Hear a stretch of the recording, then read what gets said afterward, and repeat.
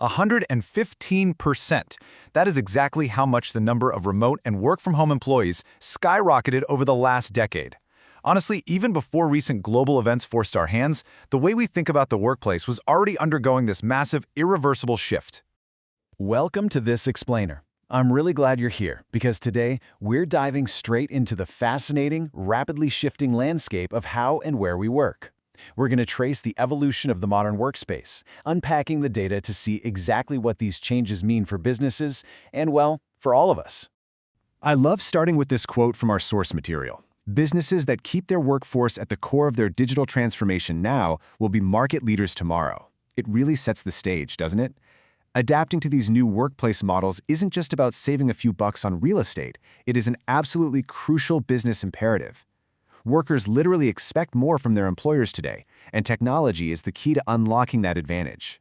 So here's our roadmap for today's explainer. We'll decode traditional office spaces, look at the virtual office concept, weigh its pros and cons, navigate virtual meeting spaces and work-from-home culture, and finally, look ahead to the hybrid workplace future. All right, Section 1. Decoding traditional office spaces, the baseline. So the physical office, it's exactly what you picture, right? A dedicated work area for everyday duties. Historically, this has been the absolute core of business operations. But here's the catch. It requires physical presence, and man, it carries incredibly high overhead. We're talking monthly rent, utility bills, maintenance, and of course the massive time and money we all spend on that dreaded daily commute. You know, sitting in bumper-to-bumper traffic before you even have your first cup of coffee. Moving on to Section 2, the virtual office concept, a new paradigm. A virtual office is essentially this brilliant system offering business space benefits, like a professional address and meeting access, but entirely without the physical space requirement. Powered by mobile solutions, you can effectively run your business from literally anywhere on the globe without signing a massive traditional office lease. When you put these two side by side, a really clear picture emerges. Spending in a physical office is inherently high, whereas virtual offices boast much lower overhead. But look at the expansion cost line. If you want to grow internationally, a physical office takes huge capital. A virtual office, you can set up a presence in another country almost instantly. And while the traditional model offers pretty rigid hours, the virtual model is entirely built on flexibility. Section 3. Virtual office. Pros and cons. Weighing the scales. Now, the advantages are incredibly compelling, especially for smaller firms. First off, it costs way less. Second, you get access to virtual assistants and receptionists for a fraction of full-time costs.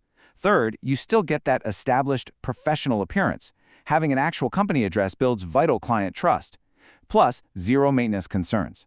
Oh, and there's this often overlooked layer of privacy and security. Business owners don't have to list their personal home addresses on public registries, which is a big deal.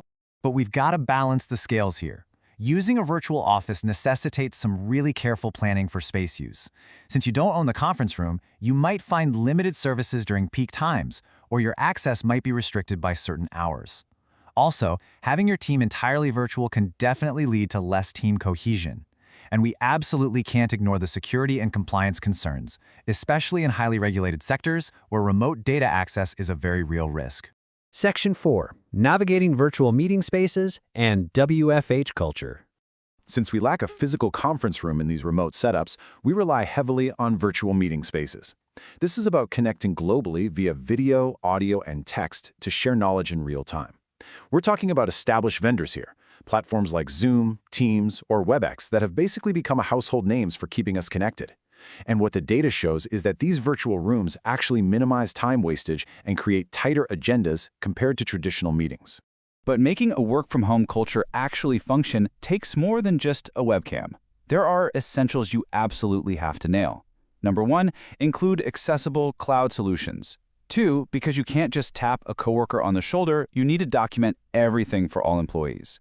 3, define jobs and duties precisely. And 4, establish explicit performance measures so everyone knows exactly what's expected of them. When you get that right, the WFA advantages are massive. Employees gain greater independence, and obviously, no commuting to work. That reduces personal expenditure big time. Think gas and lunches. Plus, without the constant office distractions, a lot of people report enhanced productivity and even improved technical and communication skills since they practically live on these collaboration platforms. But it's not all sunshine, right? WFH definitely carries some real disadvantages. Increased isolation is a big one.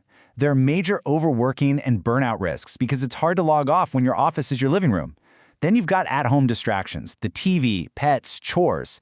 It can lead to a workplace disconnect, an unbalanced work-life balance, and an overall reduction in vital face time with your peers. So where do we go from here? Section 5. The hybrid workplace future, the best of both worlds. Enter the hybrid office. This is a system where a company's managers and employees work together in a physical office at times and remotely at other times. The whole point here is to give employers and employees a customized blend. Maybe you're in the office 2 days a week and home for 3. It's all about synthesizing the benefits of both worlds. And the mechanics of the physical space completely change in this model.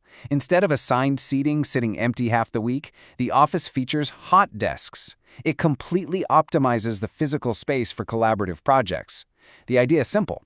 Do your deep, focus-heavy work at home and use the physical office specifically as a dynamic hub for collaboration and connection. As our world rapidly changes, businesses have to re-architect work with a human emphasis right at the forefront. We've traced the evolution from traditional to virtual, all the way to this hybrid future. So I want to leave you with this final provocative question. Based on your own productivity and lifestyle, what does your optimal work environment actually look like? Thanks for joining me on this explainer, and keep learning.